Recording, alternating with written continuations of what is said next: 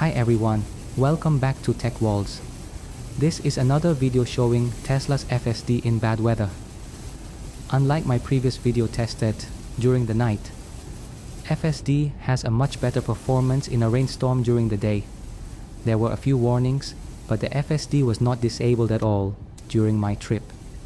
And of course, there was no safety alert as shown in the previous video. Overall, I'm quite satisfied and confident with FSD when driving during daylight hours.